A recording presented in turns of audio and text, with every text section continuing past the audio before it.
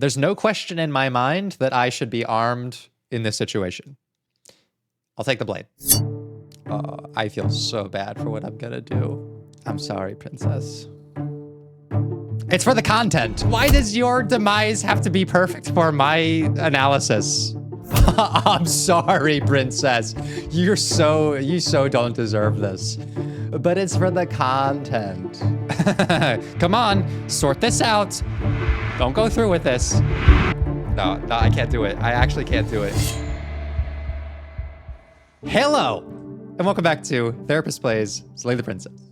All right, on today's episode, we cover a lot of ground as we go back to one of my favorite routes from our original playthrough here. We will also come to what I genuinely think is maybe my favorite route in all of the playthroughs that we've done so far. I felt things at the end of this episode that I haven't in prior runs, which also led to a pretty substantial discussion on empathy and what it means to really connect with someone else's experience.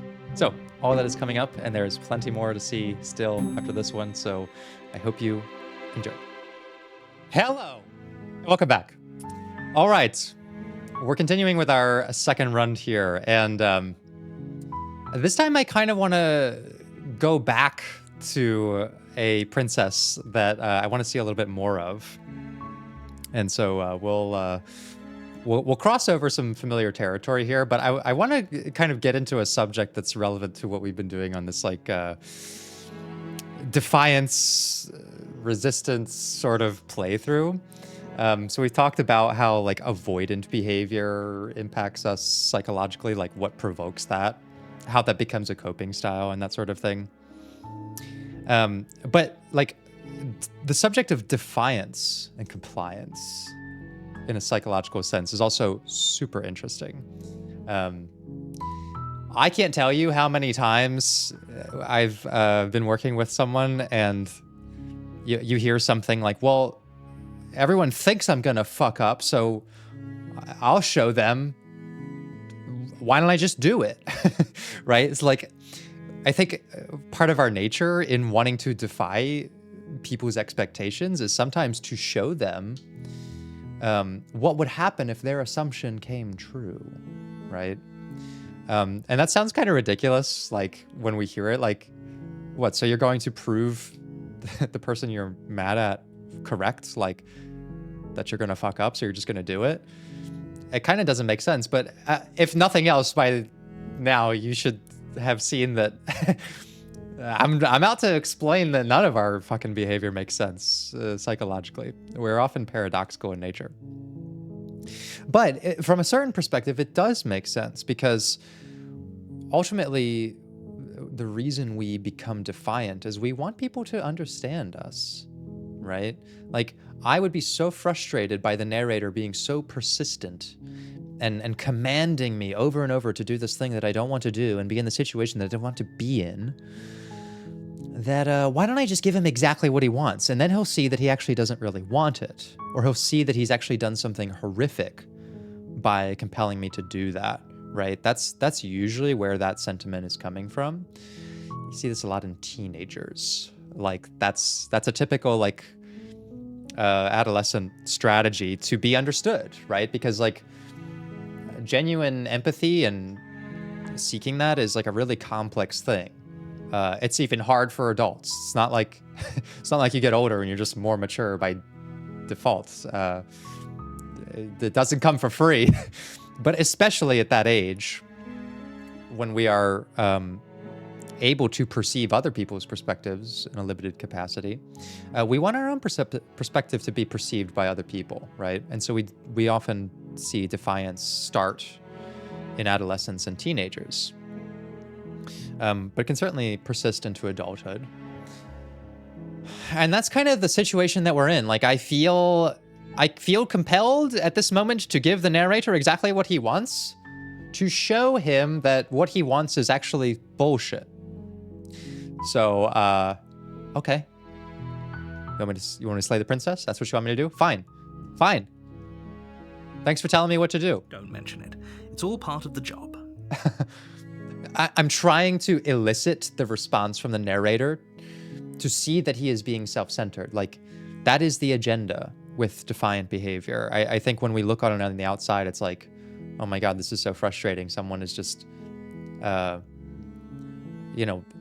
not listening to me. Like, why isn't this person able to listen or follow directions? And like, you have to reverse your perspective a little bit to see, like, this person wants to be understood.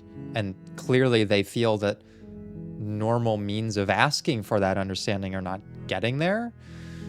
So perhaps I can elicit from you the awareness that you are being too commanding of me. So I'll defy you. Make your way up the short path to the cabin. You'll find the princess within.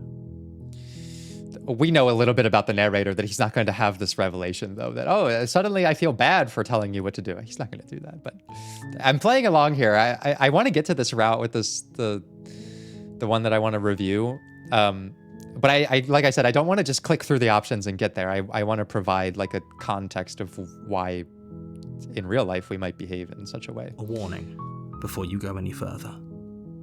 Okay. She will lie, she will cheat, and she will do everything in her power to stop you from slaying her.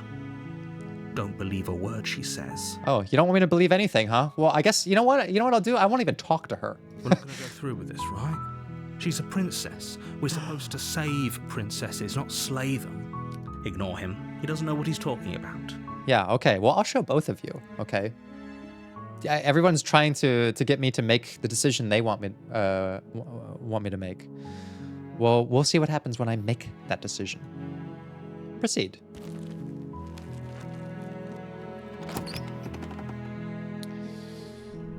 The interior of the cabin is almost entirely bare.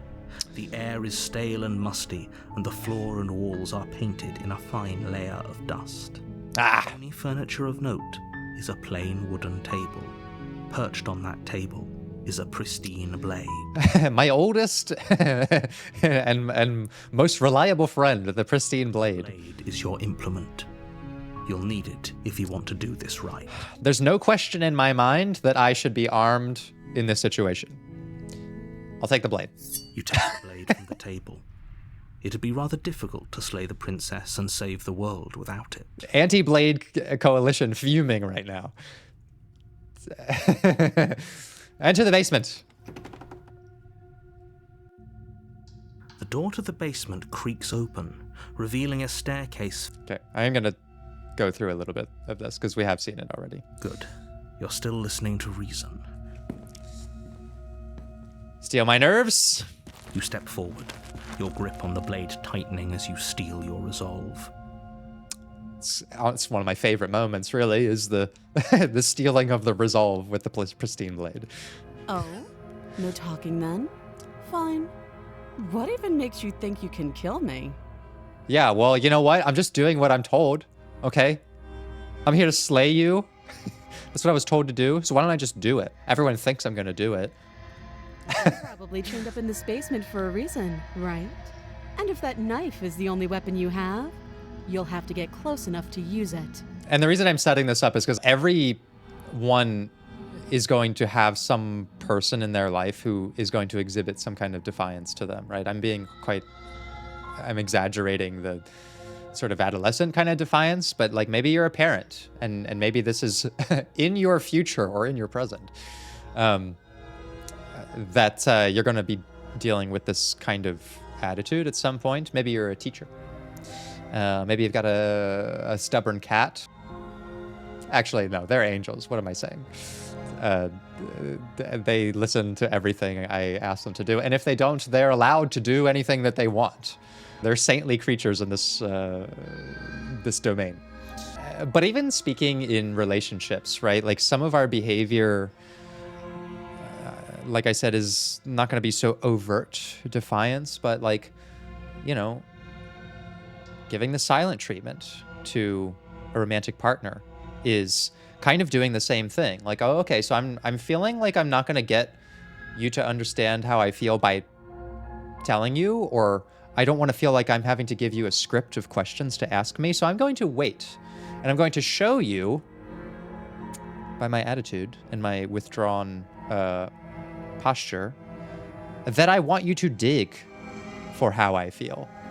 Okay, like it's the same thing. It is a kind of non-compliance, defiance strategy. It's a strategy, right? Like it's a coping strategy to get to put the other person in a position of discomfort so that they feel compelled to look for greater understanding to you, right? So defiance is something that you're going to deal with no matter who you are. So, you should just drop it. Best not to risk finding out what I can do. I'm not listening to you this time, princess. She's unarmed. If you hesitate now, it'll be too late. End this. Okay. No, I'm gonna hesitate. I'm gonna end this, okay? Fine. I'll slay her. Watch. You'll see. You lunge forward without a moment's hesitation.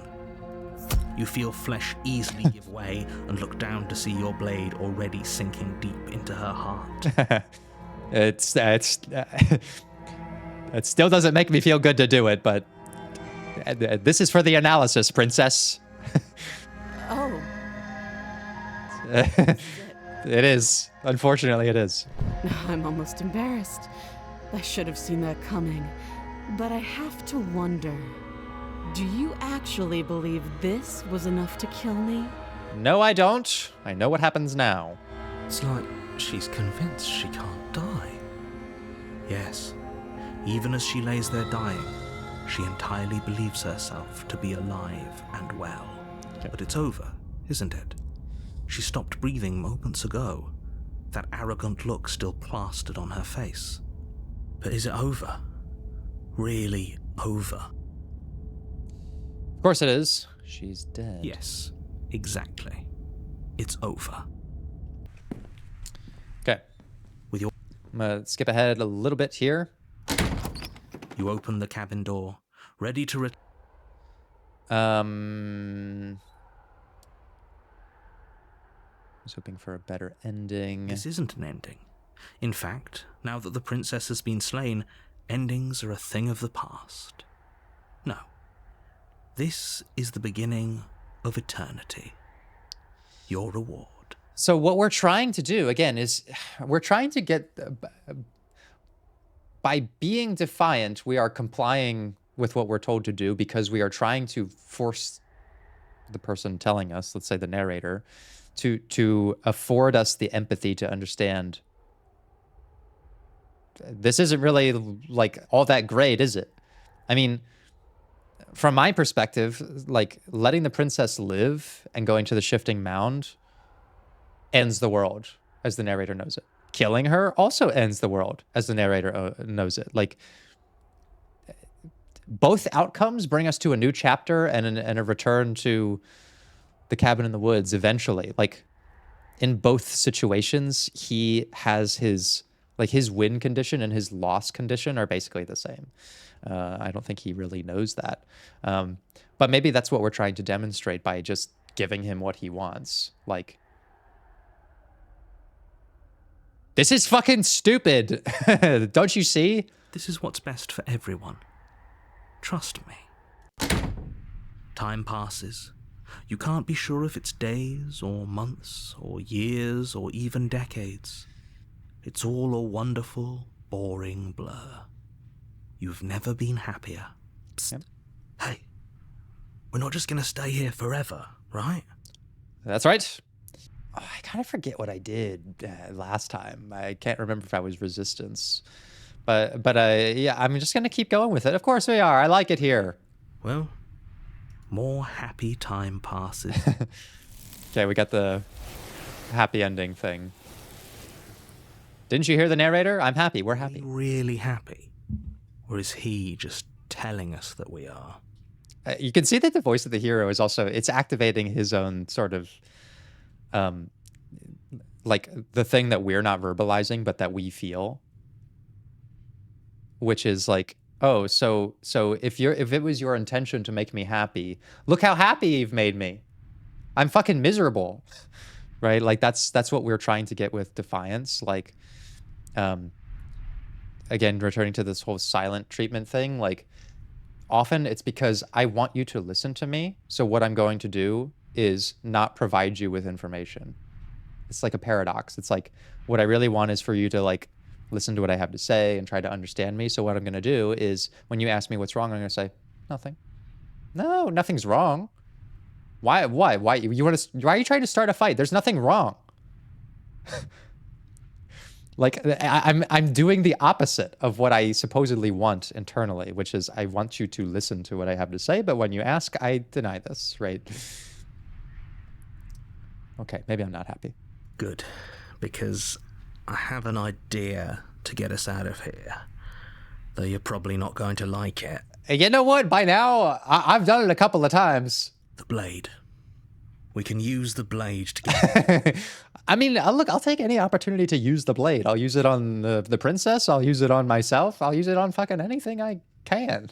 I can hear everything you say, little voice. There's only one thing it would want you to use that blade on, and I'm afraid that thing is you, dear hero. He's right. It's the only way out. As far as like metaphorical structures in this game go, I mean, the princess is a creature of our perception. The narrator is an instrument to guide us through and out of this labyrinth of situations towards, like, I don't know, freeing him from the fear of death or something like this. The details are I'm a little spry on the details. And then the voices, the archetypes that we interact with are sort of like reactions to our situation. And then we have the pristine blade, which is kind of the one constant. It always has the same purpose. It always has the same end. It will be used. It's kind of the most stable thing in this whole jumble of a narrative, if you ask me. Which is why it's the only thing I really trust. You hear that? It wants to take away from you. It wants this wonderful place to end. Yeah, and it's also the thing that's going to allow me to defy you, to prove my point. That, see, slaying the princess didn't make me happy. It didn't really do shit, okay? And now is where I would start to get frustrated, because like I've given the silent treatment. I've done the thing I was told to do that I didn't want to do to prove to this person that it was a bad idea. And look where it's gotten us. And now we're frustrated, right? Essentially, I'm getting to the point that like this is often our strategy, to be defiant in hopes that we earn someone's understanding, but that's not a good strategy. It doesn't usually afford the kind of understanding we were looking for. Like if I want you to listen to me, like really intimately understand me, and I've given you the silent treatment, like I'm really not inviting earnest discussion there, and I cannot expect that to be the end of that strategy. Just like I cannot expect here the narrator to suddenly feel bad for me giving him exactly what he wants. Like that doesn't make sense. But it is how we act in real life all the time. That's why I'm employed. Because if we didn't, no one would go to therapy. Do you not? There's more for us to do, and the only way for us to do it is to take that blade and use it. I agree completely. Don't you dare. I'm gonna do it. Oh, now I will be directly defiant. Okay. You want me to use the blade? Guess what I'm gonna do? Thank you. I made this happy little place for you. Is this not a good enough reward for saving the world? An eternity of bliss? You ingrate? Did you call me an ingrate again? I don't know what's worse, being called an ingrate by the narrator or an idiot by the really crazy looking one with the bones. I forget what, the Wraith.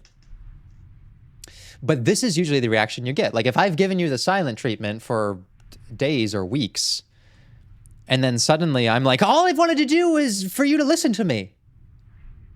You're going to get a response like this, which is like, I've been asking you for fucking weeks, what's wrong? And now you're going to blow up like, you fucking ingrate. Like, this is exactly what happens when we try to use defiance to instigate understanding from people. It doesn't work. It usually leads to more of this antagonism, right? And degrading of the relationship. Fine. Whatever. For the first time since time stopped meaning anything, you throw open the door to the basement and walk down the stairs. Now he's upset. I'm upset. Everybody's upset. You know who's not, though? The princess's body is dust and bones, though the blade you used to slay her is still as pristine as the day you first held it. That's exactly what I meant. The blade's not upset. It's still pristine. It's still got legs. It doesn't care. It just wants to be used. You pick up the blade, you stab yourself, and you die. The end. Nice knowing you. Now no one's happy. Except I'm happy. This is the one I wanted to come back You're to. on a path in the woods, and at the end of that path is a cabin. And in the basement of that cabin is a princess. Now, I had my little attempt at being defiant with the narrator, and he's unhappy, I'm unhappy. The princess is going to be unhappy, but I wanted to get to this path so that we can explore an alternative ending to this. So let's continue to the cabin here. And that's right, we're here with the voice of the cold.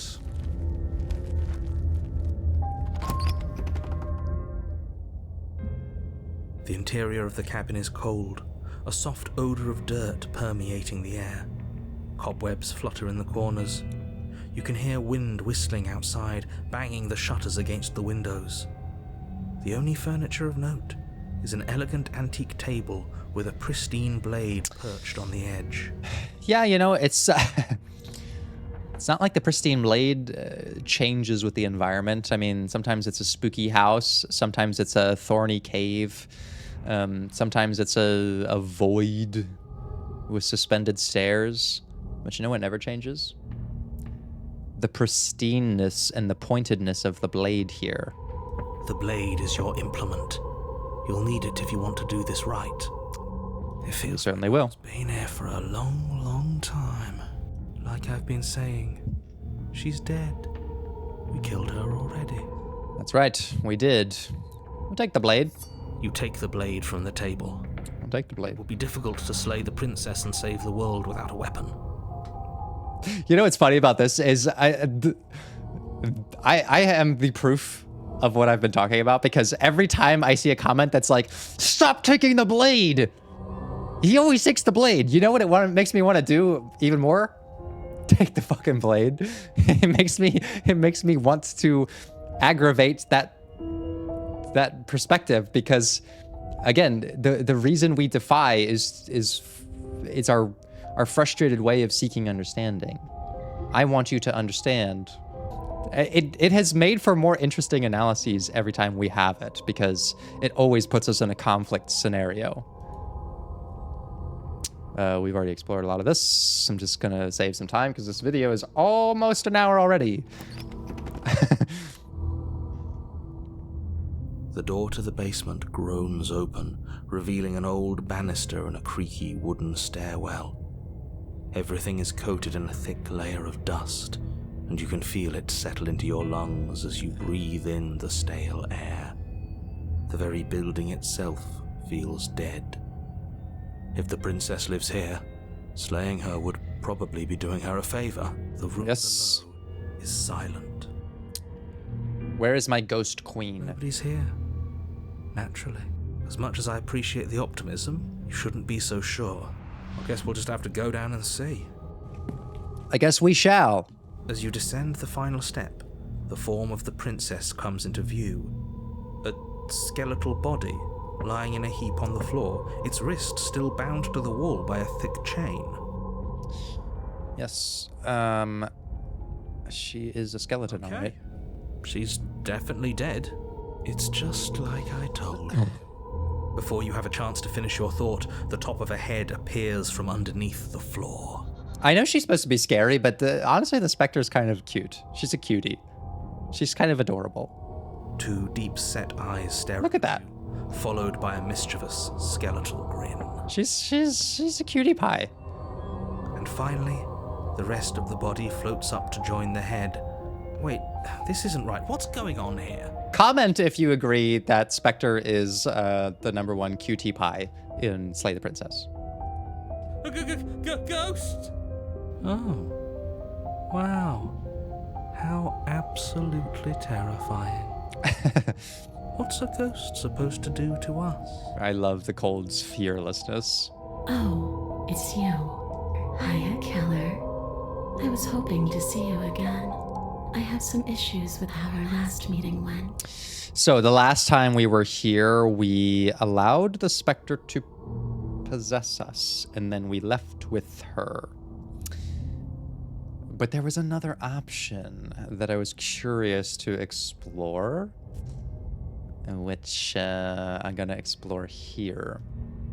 The princess drifts across the room into your orbit, gently running her fingers across your shoulders and down your neck as she circles you. Maybe this also gives us an opportunity to chat with the Spectre in some ways that we didn't last time. Her touch is cold and ethereal, formless yet real enough that her icy fingertips send shivers dancing across your skin. Yes. So she has a body, and she's right there. That means we could kill her again, if we wanted to. Do you want to, Cold? Do you really? Let's see how things play out. I see you brought that annoying knife again.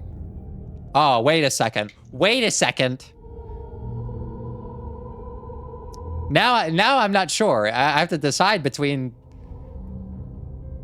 my love for the princess and my love for the pristine blade.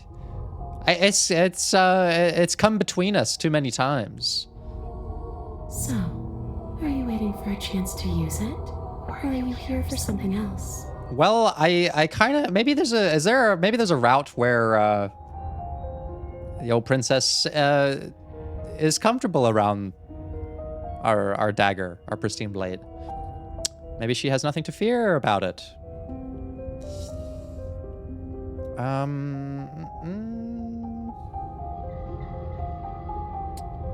Okay, let's explore some of this dialogue. I'm not sure if we actually checked all of this out last time, because we were deep into a role play last time. This time we're going a little more loose at it. Do you want me to die? What do you want from me? Yeah, what do you want? I just want the same thing I've always wanted. To go home. But this place won't let me go. At least, not alone. Okay, here's the other thing.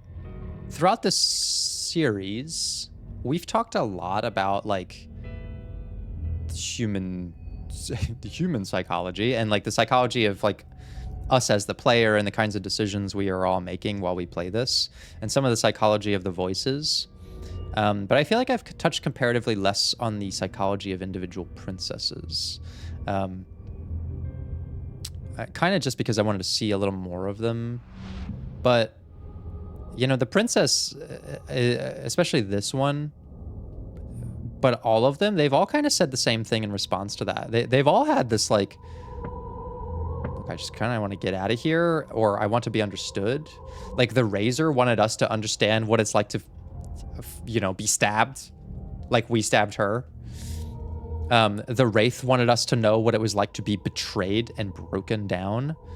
The Witch wanted us to know what it was like to be cheated and lied to, right? The Thorn wanted us to know what it was like to be rejected and hurt. Like all of them are in the pursuit of our understanding. In the same way that we have been trying to get the narrator's understanding by defying his nature and all of these things. Like that's a very human want to be understood, right? And it kind of crosses over with the subject of empathy. And do we actually have empathy in these sorts of situations? And what is empathy as a tangible psychological concept? We've not actually talked too much about that. But I have a feeling we will. I've tried. Before you came back to me, I I explored every inch of this place, even the spaces between the walls. But I never found a way out. I always wound up right back here. I mean, she feels trapped and alone, lonely. Like no one really knows what it's like to be the princess. We really only know what it's like to be the man with the blade.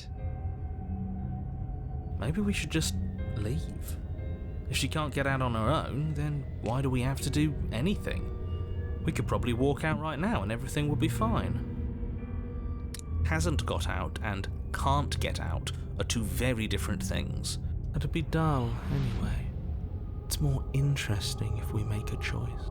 I love that the cold is still invested in, like, do something crazy. There's a little bit of opportunist in him, maybe. But you can come and go as you please, can't you? So, let me hitch a ride. Yeah. After all, you own me. Kind of forgot she did that. Kind of forgot that. Absolutely not. Is she asking if she can possess us? She seems to be. She is. But I hope I don't need to explain why you can't let that happen. It would be catastrophic if she managed to escape this place. And if you let her in, there is very little anyone could do to stop her. Would she be able to see us if we went along with it? Yes. Now, isn't that an interesting thought?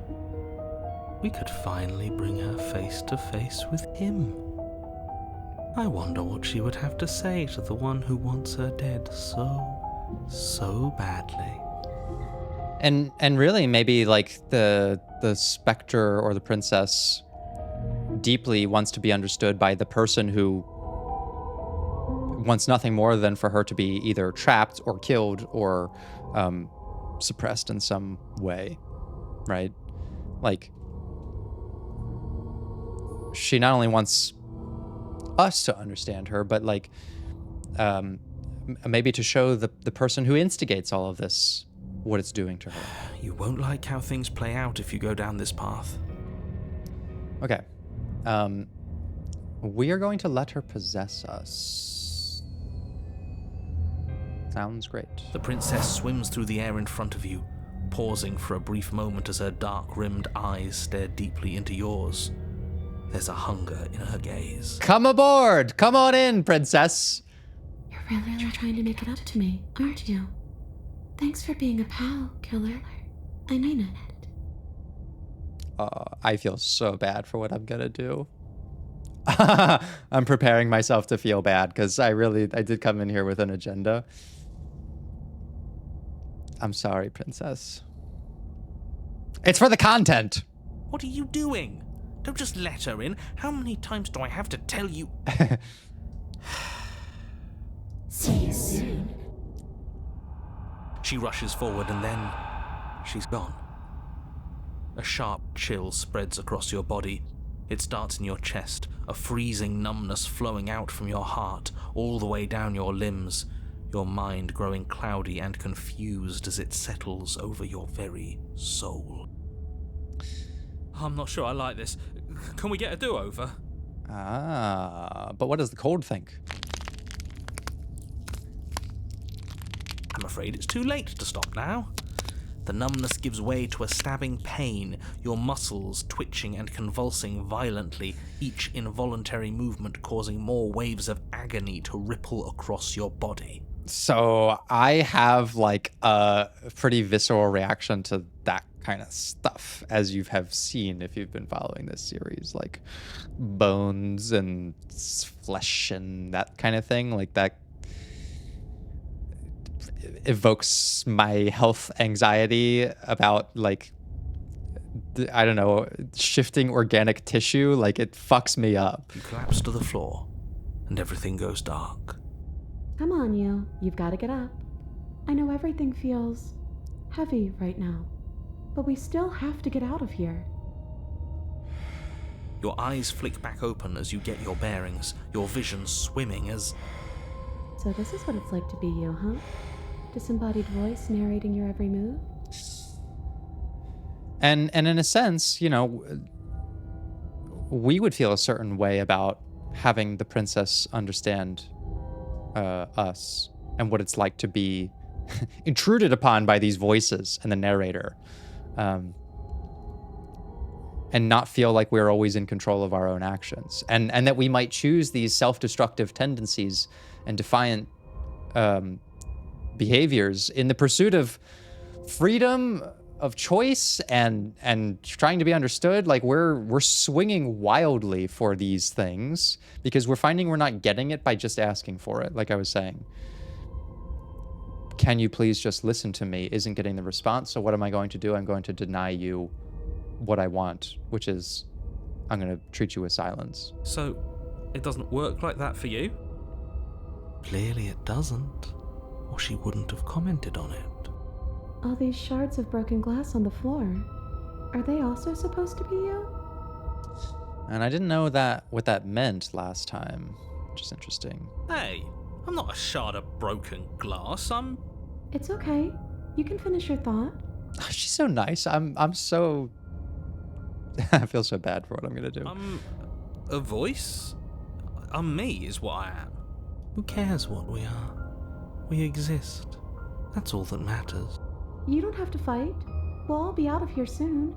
No, it matters. What we are matters. If I'm a shard of broken glass, then that raises some questions about certain other voices in here too. I'm clearly the same thing you are. They're not listening to me. Do they not listen to you either? Not really. I'm not talking about you, I'm talking about him. You don't need to know what I am. You just need to know that I'm different from you. More important. Yeah. So, you're the one who pulled the strings and made me dead. I can tell you don't belong here. You're barely even there. Like the shape of something left behind. You're more of a memory than a person. Man, and even still, the Spectre is so much more empathetic than the narrator deserves here. Like, she's not chastising him for something. She's actually like, she's trying to relate on the same grounds that she is on, which is like, yeah, I also don't feel like I belong here. I constantly feel left behind, right? I don't feel like a complete person. My strings are being pulled. Like, she's trying to find a common understanding about like what it means to be trapped in a situation and to feel like your personality is very limited in that situation. That's rude. And the narrator takes that as rude. What an asshole. She was fucking being kind to you. You're kind of like me, actually. That's what I just said. I'm just going to ignore her. You push yourself off the ground. The princess is nowhere to be seen. Oh, fuck this guy. Nowhere to be seen? Because I'm in here with all of you. Everybody knows that. I'm setting the stage. The room is empty because you made a spiteful, idiotic, and all-round foolish decision. And I do think the narrator represents like kind of a narcissistic perspective. He's actually incapable of relating, and will take an attempt to bridge understanding as like an insult. Classic. You don't have to let him get to you. You're better than that. You're starting to make things right. Stop, princess. You're way too kind. This is infuriating. Just whatever you do, you can't leave this place. It's not too late to fix this. Probably. Okay, I'm just gonna do it. Look, it's for the content, princess. I'm sorry. But I gotta slay her. I really wanted to see what would happen if we went down this path. And maybe my narrative justification for this is anyone, narrator, princess, voices have to understand what it is like to have to make the ultimate sacrifice and jab myself with the pristine blade every time I get into a jam. Isn't that an interesting idea? And it's so cold-coded, very opportunist-coded to do it. I hadn't even considered it as an option. Slaying her would slay you. Are you sure you're willing to do that? We're on a completely new path now. Of course we're sure. The decision has already been made. That's right. All right then. Better this than ferrying her out of here. After all that, you're really just going to stab me again? I'm sorry, princess. You so don't deserve this. But it's for the content. Hear that? She's scared. No point wasting more time. Do it. I have to do it because it leads to something I've been wanting to discuss. You lift the blade, then plunge it deep into your guts. Pain spreads quickly through your torso as you attempt to turn its edge up towards your heart.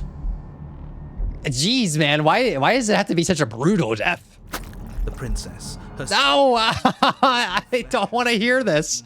bound to the basement's prison of stone, cries out in agony as you slice through organ and muscle.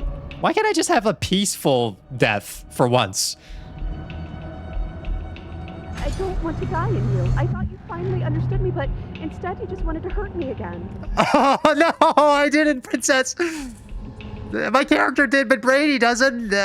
Brady just has to make content, princess. I'm sorry. Your skin roils and bucks as she violently pushes against it from the inside. Oh, this is breaking my heart. White and glowing with ethereal light, but still the walls of your prison hold.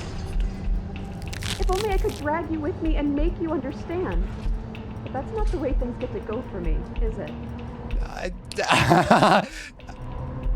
Just kind of talking about what I've been saying this whole time, so it's perfect for the analysis. But I'm so sorry, princess.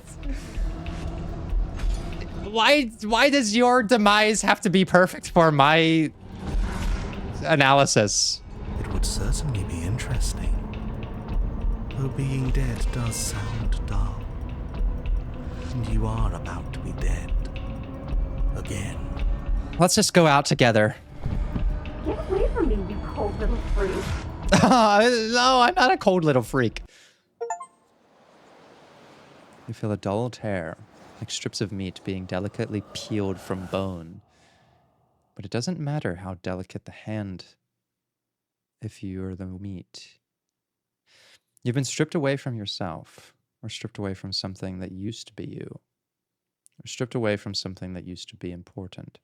At the very least, you have been stripped away from something. It always hurts to forget it first, but then you forget the pain. We were so close to leaving, and now look at you. Look at me. Is this what you wanted? Yes and no.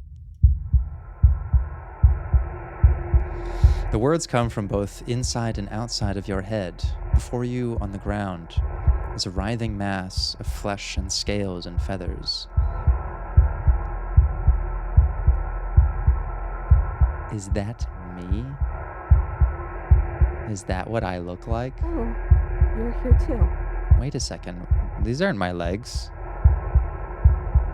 Maybe trying to slay me was for the best, if it means you could leave those other voices behind. The two mean ones, at least. Wait. Not bad for the nice one. Wait. Have I left my bird body and the voices behind, and now I'm just a part of the princess? But we probably shouldn't think about them too much right now. They're a mess, and I don't think we can fix them. No point in worrying over messes that can't be fixed. Did someone say, can they be fixed? No. Brady, you're not at work now. You're having fun. You're playing a video game. You don't need to fix everything. No, I can't do it. I actually can't do it. It's so... it's so gross to me. It really gets at my fucking soul. Gurgling liquid bubbles up from your open pockets. From open pockets in the disintegrating mass in front of you. It is trying to speak, but it no longer has the tissue that speech required. Wait, if we need to leave together to get out, this could still count. We have to try before your body stops being alive. Oh my god. Oh my god. Is this actually a fucking saving the princess route? By killing myself? What about the body? What about me? I'm sorry I stabbed us. It's okay, I'm sure you had your reasons, but I think we have to leave now. You are seated in a room that is empty. A chain digs into your wrist, binding one arm to the wall. It is quiet, and you are alone. This is what you deserve. This is what you deserve. What? Are you still there? Am I alone again? Wait a second. This is the cabin. I'm still here. Then at least I won't be lonely. It's nice to hear your voice. I mean, think your voice? Oh my god. Am I in the cabin with the princess before any of these routes have started? I feel so, like, in one way, horrified by what we've done to get here, but, like, in some way I feel compassionate that, like, finally she's not alone.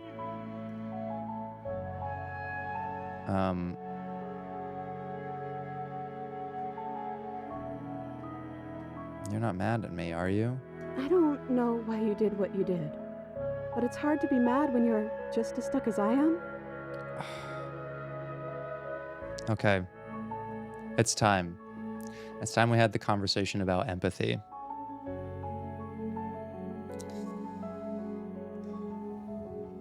Because the princess is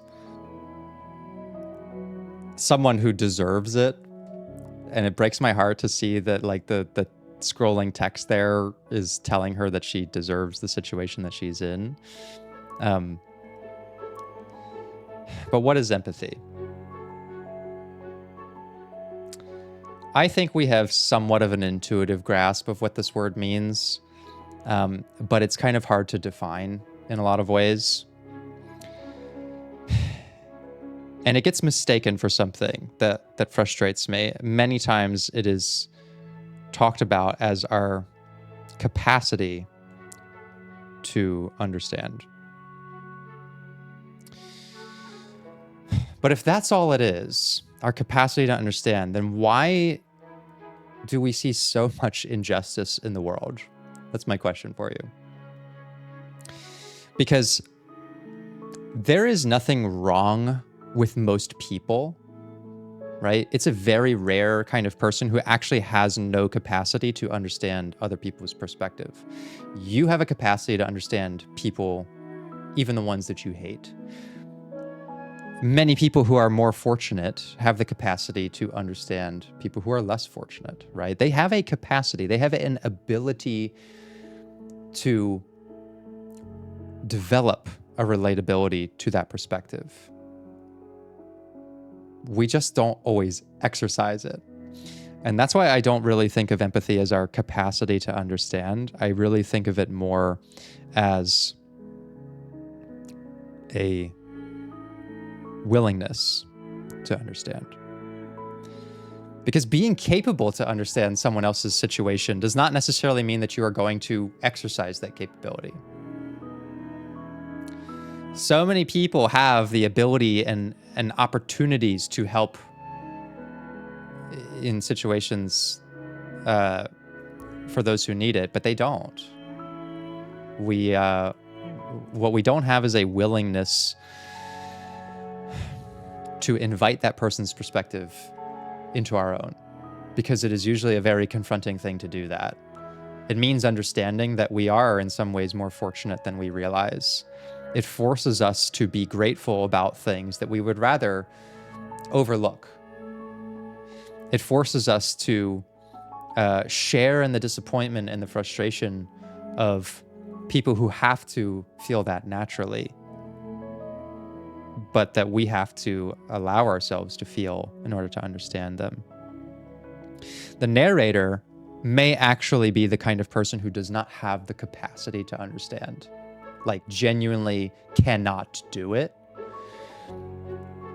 Whereas us as the character, depending on what we're doing, we might have the willingness or not have the willingness, right? Every time that we go into one of these situations, do we allow ourselves to listen to the princess's perspective? Do we allow ourselves to feel what she feels, right? And this moment that we're in is like the first time that we've actually literally been given the opportunity to exercise this willingness, to be in the cabin with her, experiencing what she's experiencing, and to really know what it's like. But we've always been able to do that. That's why I say it is not your capacity to understand someone else. We've always been able to do that, but we've not always seen the steps to take to get there. And for whatever reason, the steps we needed to take were violent and self-ending. But what this has earned us is an opportunity to express this for once.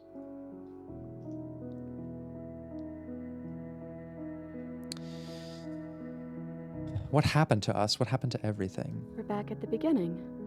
My beginning. This is what happened to me last time. This is...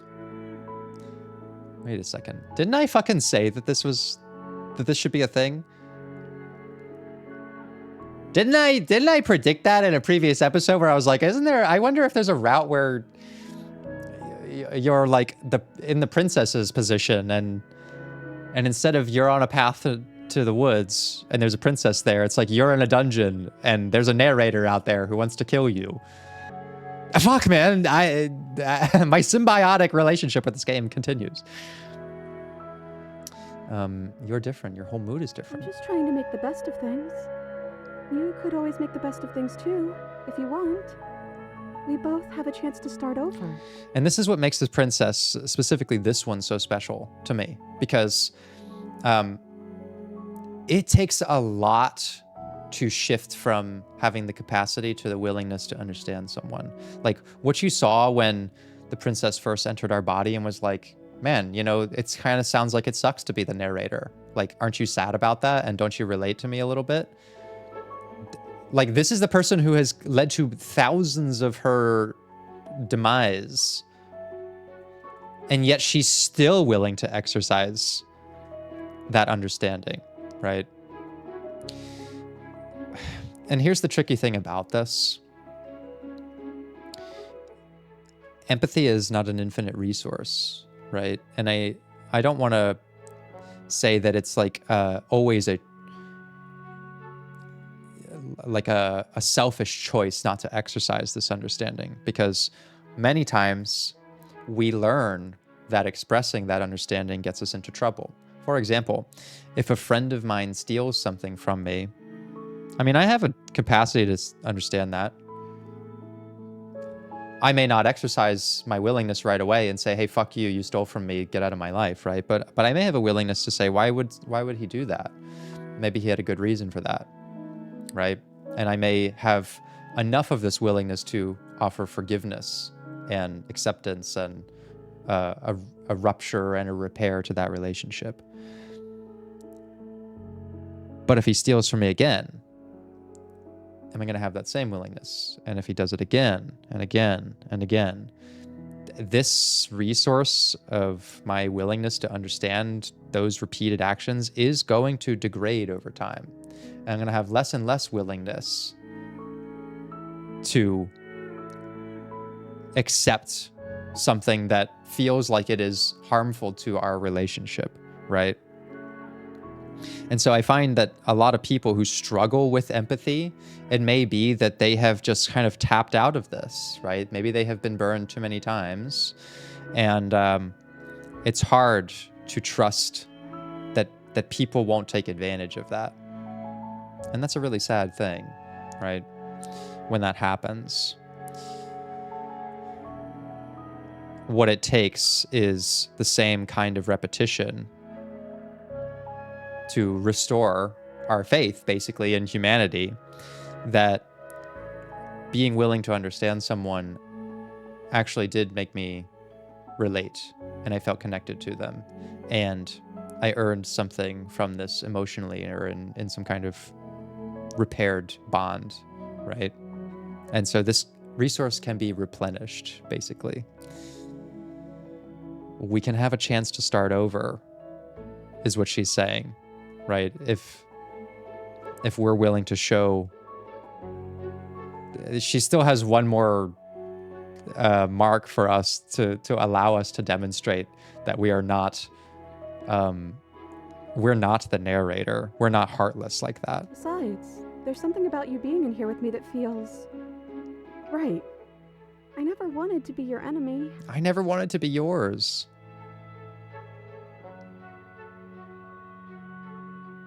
I killed you though, and I tried killing you again. You know what? I'm gonna let it go, just like she has. I don't...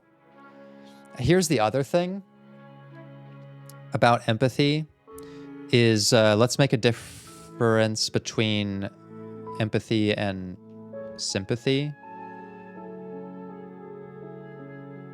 And this is gonna help you in your conversations with people when you want to use these for different purposes. So when I think about sympathy, I kind of think of it as being like saying something like this.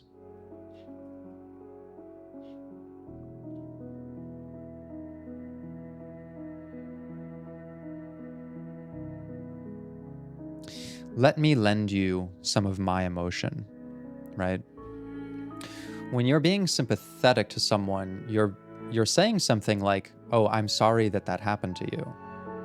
But listen to that sentence. I'm sorry. That's my emotion. That's my apologetic feeling. That's my grief that I'm lending out to you. But the focus is on me, right? It's my emotion. This is why it's not always a nice thing to hear when someone is grieving, "I'm sorry for your loss," because the focus in that sentence is on you. I'm sorry for your loss. It's your loss, but I'm sorry about it, right? Like, it's not said with bad intention, but it doesn't, that's not what like makes us feel understood. In fact, many people are tired of hearing something like that, right? And that's what this is kind of like saying too. I killed you and I tried killing you again. Like, I'm lending out my emotion of regret about that. Like, it's not relating to her experience at all. I'm keeping the focus on myself.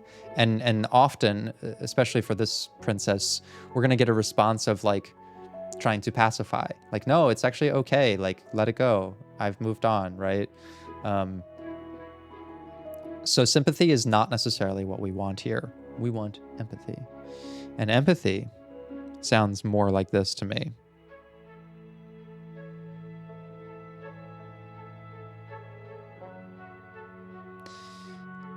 Let me borrow some of your emotion, right? The focus needs to be on what the other person is feeling. So for example, I've been in many conversations, both in therapy and personally, with people who are grieving. And instead of saying those kind of like common lines, "I'm sorry for your loss" and whatever else, which also sounds like it's trying to sort of pacify that feeling, I'll often just say something like, "The two of you were really close," right? Not, "It sounds like you were close," not, "From what I'm hearing, it sounds like you were really..." Those are like, you know, more therapy brain sort of things, but I'm trying to borrow what that person is feeling and reflect it back to them. You two were really close, right? When someone is struggling with a failure or something, don't try to build them up and say, "But I believe in you. My belief is in you. It's about me. It's about my belief. I feel uncomfortable that you're sad, so let me try to fix that by encouraging you," right?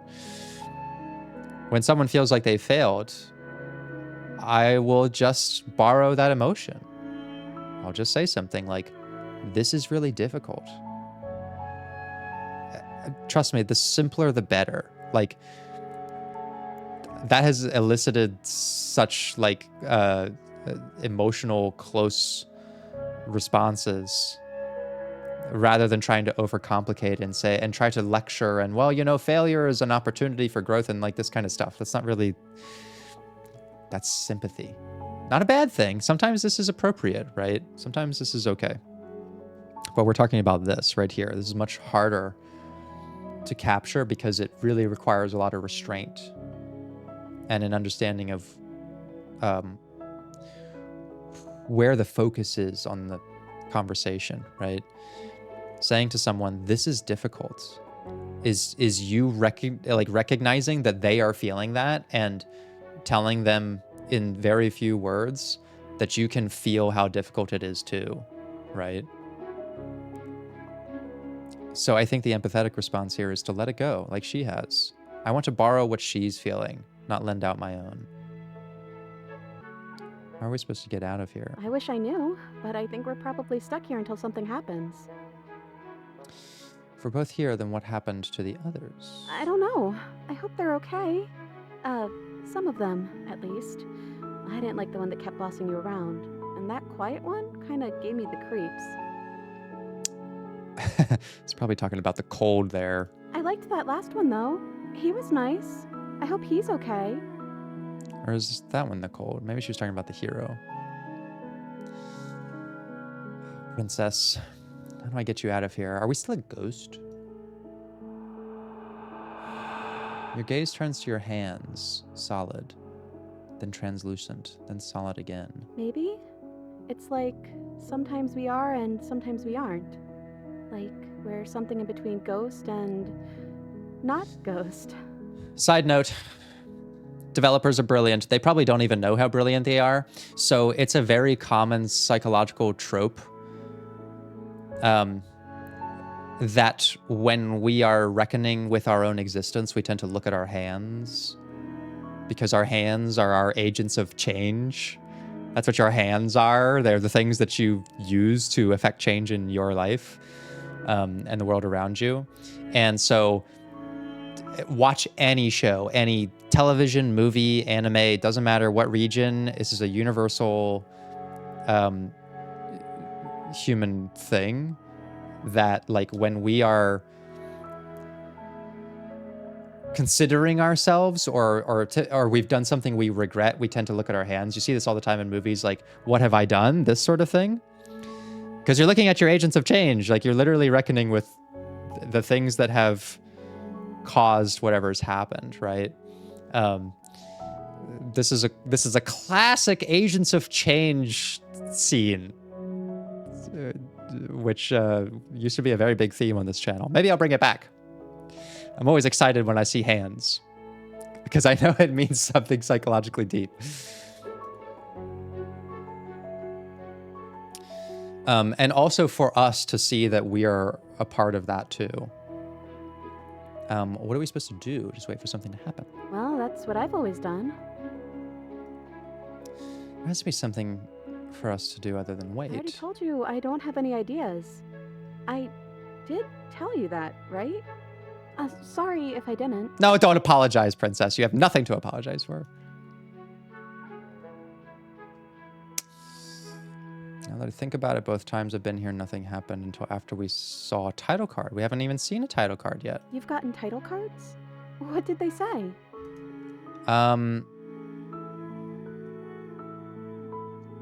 I kind of want to see what she says. No, this is stupid. You're going to laugh at me. No, I won't. I promise. I want to know what it's like to be you. Princess! Literally, she is the queen of empathy. She has a willingness and a capacity to understand. And she genuinely wants this. She's not interested in, you know, just going on and on about how she feels about things all the time. Like, it's important to do that as well, but she is also, like, using that willingness to put the focus on us, even though we're the one who put us in this situation. She's just she's a real one. Well, I want to reflect that. I want her to understand me so that I can also better understand her. So I'll be honest. The first one I got said chapter 1, the hero and the princess.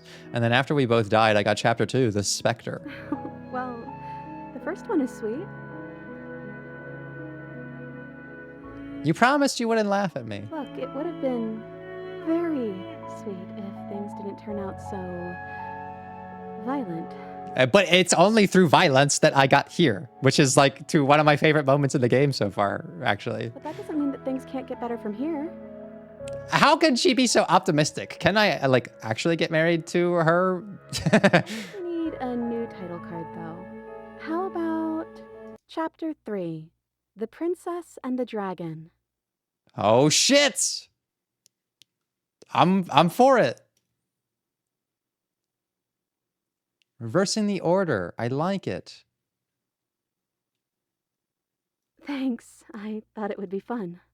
Oh, it is fun, princess. The click of a latch and creaking hinges muffled. Something is here. Fuck. It's getting sinister again. I don't know what the fuck is gonna happen now. Guess you made it back here. It's the agents of change! Your gaze turns back to your hands. They flicker once again. We're still all wrong. It's like you don't really know what we're supposed to be.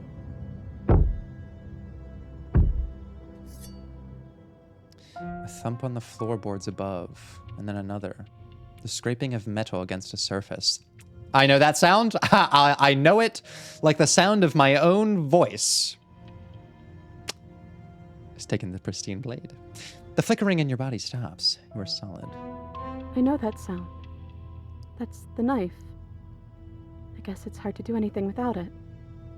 Just kind of got a point there. Creaking hinges once again, but this time clear, closer.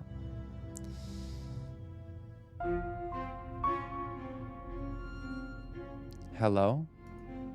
But you say nothing. Are you trying to say something out loud? I don't think you can do that while you're in here with me.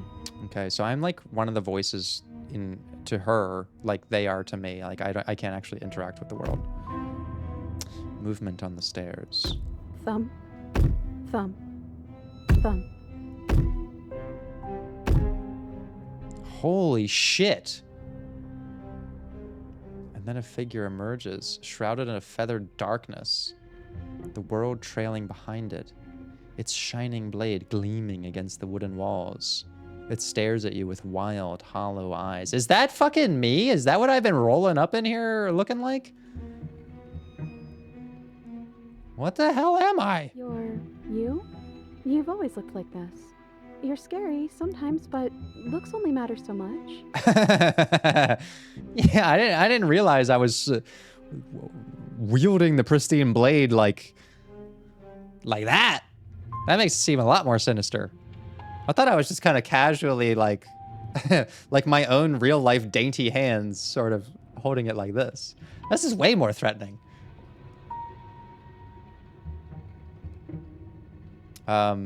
What do you want to do? I guess we'll just have to talk to them. Oh, this is where we put on my charm. So, here we are again. I'm back in chains and you have your knife. So, what are we going to do? The head on the figure cocks to the side. Is it inquisitive, suspicious, hostile? Its emotions are unreadable. I guess we could just stare at each other? The silence holds. Am I arguing with myself in there? Has that always happened in real time? Is that why you're always quietly staring? Oh my god, that's so creepy. I can't hear what's going on in there anymore now that I'm back in my own body. Do you want to share your thoughts? It'd only be polite, really. Oh, you would like to hear what we're thinking, wouldn't you? Oh my god, do I sound like the fucking narrator? Oh my god, all this time, and now the blade is going to be used on me? Holy shit! I can't tell whether I like that or dislike that. I kind of have built up the blade as like the most important thing ever. But I don't like the way he's dangling it like that. He raises the blade above his head, dangling it by the handle in front of his eyes. But I think we hold the power right now. Silence as the figure continues to stare with a wild grin, but does not act. Man, that blade is fucking menacing, although tempting.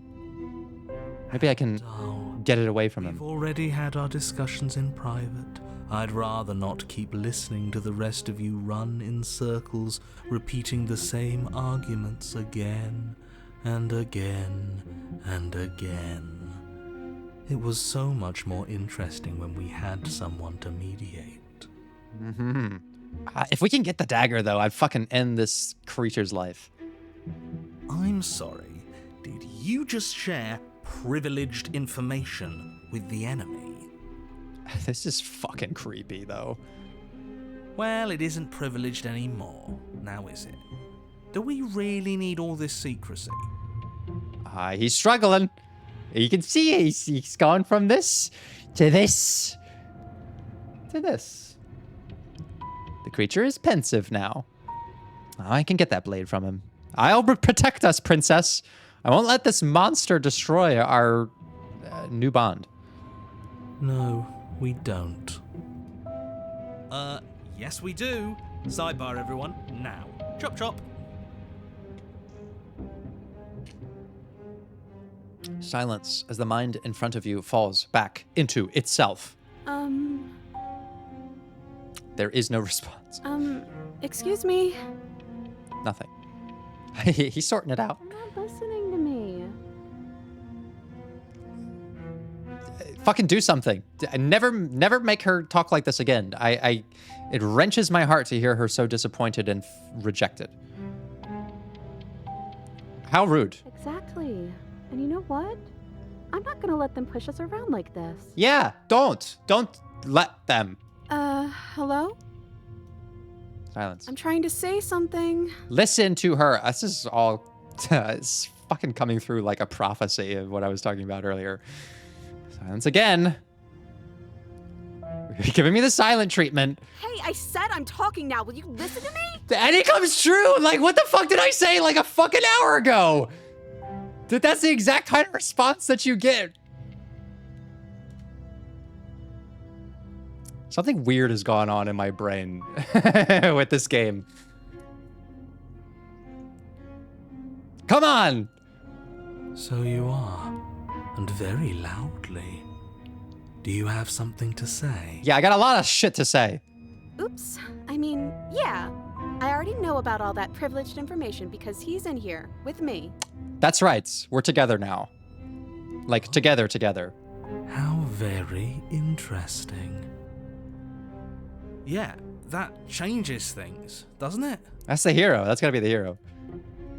Doesn't it? Oh, it changes things, all right. We get to take out 2 birds with 1 stone. That kind of sounds like narrator talk. Dangling the pristine blade. Wait, what? From what I remember, it's pretty easy to kill you the first time around. And this time you're back to being very... what's the word? Fleshy? No, not fleshy. I'm not fleshy. We're not fleshy at all. We're actually ghostly. Yes, exactly. That's precisely the word I was looking for. You're fleshy now. No more of that incorporeality. Trust me, I wouldn't be doing this if I didn't think it would be easy. So this really is the 3rd chapter, meaning like what we're seeing is the continuation of who I was before. So I think we're hearing the narrator.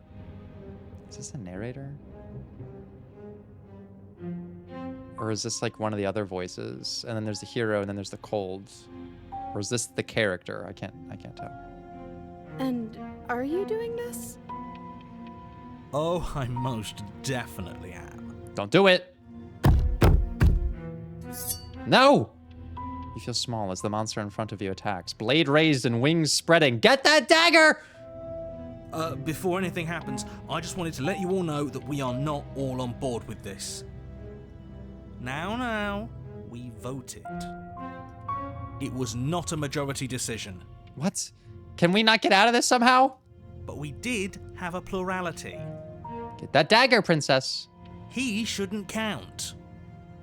Says who? Come on, sort this out. Don't go through with this. I know how fun it is to use the pristine blade, but I promise it won't be worth it. Says me. He's not one of us. Yes, the hero is winning. He's been here since the beginning. The old chum really deserves to say. Besides, you'll all thank us when this is finally over and we are officially on top. But enough chatter. Ah, this makes me think that's not the narrator. Maybe that's like the cheated. I'm getting cheated vibes. Oh, so you finally decided to do something, have you? That's cold. Silence for just a moment as cold eyes regard you. And then silence still as soft eyes hesitate. Oh, he's struggling. Struggle! Continue struggling. Don't do this. Oh, fuck! I've been stabbed with the pristine blade. Ah, it's a fate that I can only say that I have earned. You can feel the sharp sting of cold metal sliding deep into your chest. But you can feel something else, too. Fear as your legs wobble, and then as... Princess collapses against the wall. Oh, shit! I've just flesh wounded her. See? That was easy. Oh, it's opportunist. It's my old pal. It was too easy. Felt bad. So what have we done? We've stabbed our... We've transitioned our consciousness through the steel implement back into our original body. Don't feel bad. Life is all about taking the easy wins. You don't think the people at the top got there because they worked for it, do you? No, they didn't. In fact, it's the people at the top, usually, who have the capacity to understand and don't use it. They have no willingness. I mean, of course they did. Hard work is important. Yeah, hard work often goes unappreciated. Why bother? Okay, but I have no fucking clue where this is going now. Yeah, screw hard work. I guarantee you that anyone who's anyone has done nothing but take shortcuts. Of course you would say that, opportunist. Am I supposed to find that impressive? Of course you are. I got us here, didn't I? Yes, everyone's very impressed with your accomplishments. But in case you haven't noticed, she isn't dead yet. So how about you finish this before you start celebrating yourself? I guess it makes sense that the opportunist came out because on our end, we stabbed her at the last second, which is a very opportunist-like thing to do. What are you waiting for? You won, didn't you? Not that it's hard executing a helpless captive. Oh. After knowing so much about what she's going through. Good to be back, boys. Yeah, no, I'm here. I'm in my body. I'm so sorry. Are you okay? Oh, you're different. Yes, I'm in control, baby. Back, just as I intended. I was never cut out for. Holy shit! The implication is that we've been going rudderless without El Capitan up here. The fucking voices have been driving this body flesh machine. An opportunist was leading the charge. God damn, that's dysfunctional. That's you in that body again, isn't it? I thought it felt a little empty in here. It's me, princess. It's the one who was willing to understand you. I'm hurt, but I'll live. If you'll let me. Yes. Will you? Or are you still going to kill me? Never in 1,000 years would I dream of it. I'm obviously not going to kill you. Then the only thing left to do is cut me out of here. You should give the knife to me, though. What if you using it kicks you out of your body again? Oh. Oh.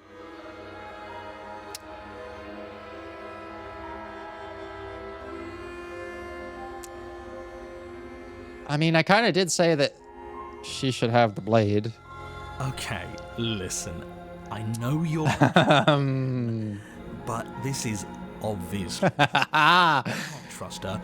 We literally just... That's like my personal opportunist side of my brain being like, oh, wait a second. Why do you suddenly want the blade? Because right now I have all the negotiation power here. kind of feels strange to just hand that off. Someone's gonna have to take a leap of faith eventually. Yes, I know, and it is us. I trust her more than I trust us with these fucking clowns in this clown car of our brain. I am going to give her the blade. I don't even care what she does with it. You hand the blade to the princess, who gingerly cuts herself free from her bindings. You maniac. What I love about this too is this is another like Agents of Change thing. Like every time she cuts her hand off, like it really does symbolize like that's one of the first actions she gets to take for herself. Literally by like, her Agents of Change are shackled, and she makes the choice to literally remove one of them, to symbolize her freedom. That comes at a great cost. And then what happens? I have no clue. I have genuinely no clue. Then, as her chains clatter to the floor, she turns her back on you and hurls the blade through the basement window, never to be seen again. No! No. You need the blade to do... Okay, I guess if I have to choose the princess or the blade, I choose the princess. Just this princess, though. I'm so glad that's behind us. Come on, let's get out of here. Me too. She reaches forward and takes your hand in hers before excitedly pulling you towards the basement stairs. Yeah? And what does it feel like? Is it nice? Yeah, are you ready to fucking change teams at the last second, opportunist? Now that there's no blade involved, you're suddenly on team princess. Why do you want to know? You can tell a lot of things about someone. Yeah. So predictable. More about the person we decided unanimously to throw our lot in with.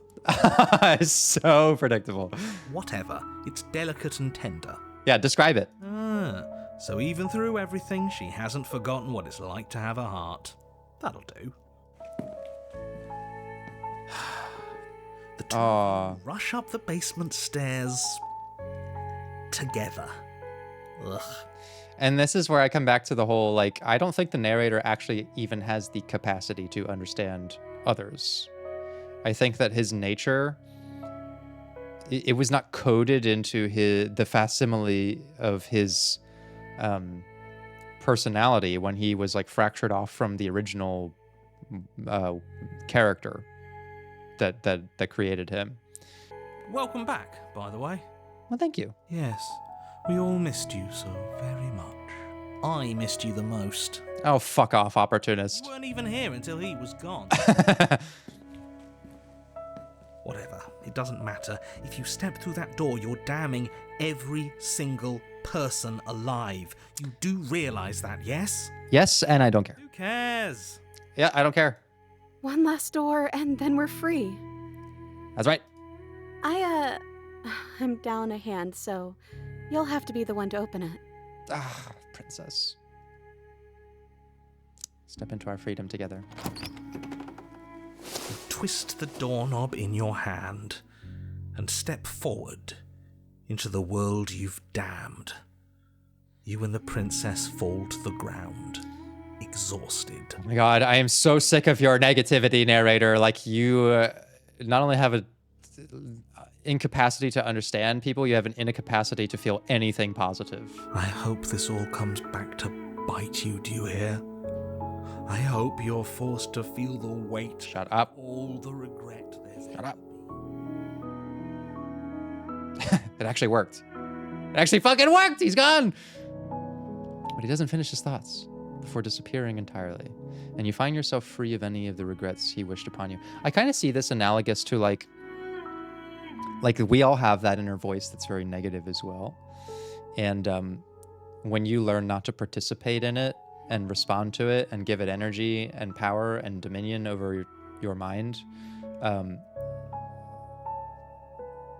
it does the same thing that I was talking about earlier, which is it sort of like dissolves the original negative symptom, which our acceptance that like being positive and being free and being with the princess is not something we should regret really kind of dissolves all the power that the narrator has over us to interpret otherwise. I didn't think I'd ever get to be happy, but I think I am. Me too.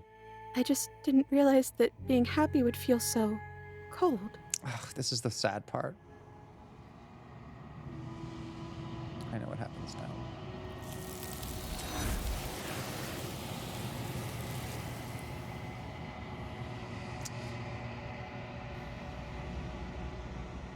You know, I think I'm developing a very different relationship with the shifting mound this time. Last time I was like invested in giving it these perspectives to like build something that was a composite of the princesses I encountered. But now I'm feeling very like upset that it keeps taking them away from me. She's gone. Where did she go? Should we try and find her? I think I might have a very different response to the shifting mound at the end of this playthrough. Is that a mirror? Why is it here? Why now? This is not the end for you. Or this is the end for you, I but would not have the end. kept them in the dark if I were you. What is that supposed to mean? Whatever awful thing I felt before, it feels so much worse now. You better watch your back. You can't get rid of me that easy. Okay. You approach the mirror. Okay, we've been here. You've withered. I think we're 3 into this second playthrough now. You find yourself in the long quiet once again. You are at the cabin. Approach. I am a growing chorus of contradiction. A mass of tides ebbing and flowing all at once in more directions than my attention can bear to hold. To look at any one is to shift them all into something new, and to look away is to reshape them yet again. Yeah, I'm having a very different reaction. Like, I'm looking now and listening, and I'm like, what I'm feeling is something so impersonal. Whereas, like, the princess I just got to spend time with, like, I actually feel like we progressed somewhere, like, emotionally together in terms of this willingness to understand one another. Like, we actually had to work very hard to get that. That's the thing about empathy, why it can't just be a capacity thing. It takes a lot of work and a lot of effort and a lot of compromise to understand. And it's not always a clean trade, your willingness for their understanding or understanding of them. Whereas, like, handing off something I built a genuine connection with to a soulless entity that just collects those things is starting to not feel that positive. All of me is changing, and yet the rest of me is still the same. Why don't you give her back?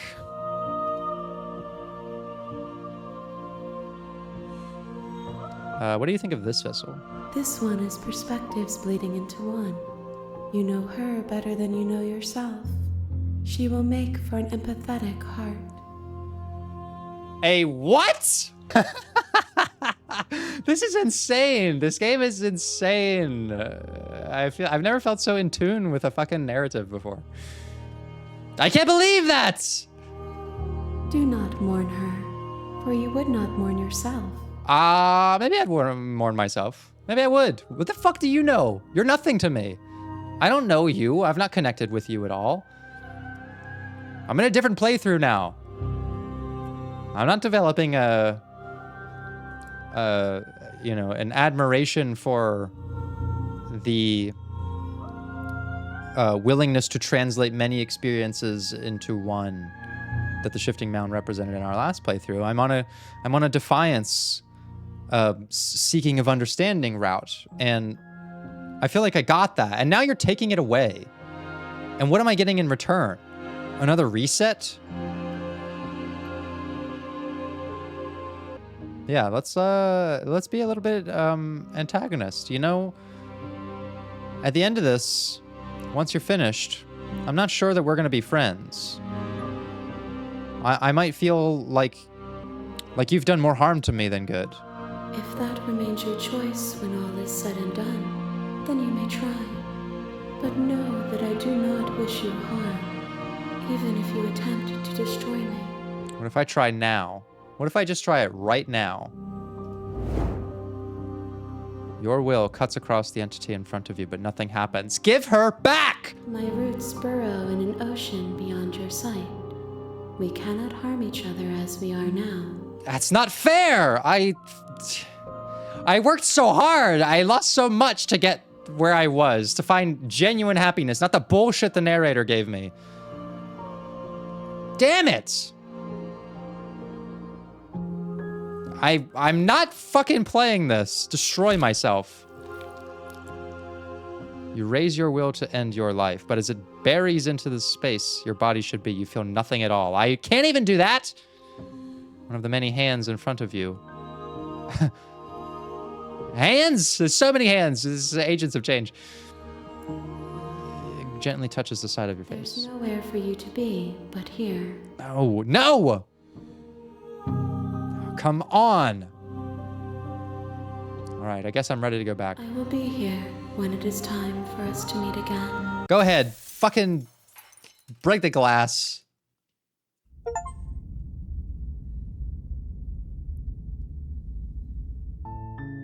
You're on a path in the woods, and at the end of that path is a cabin. And in the basement of that cabin is a princess. What a fucking journey this was and continues to be. I think this might be my favorite route so far.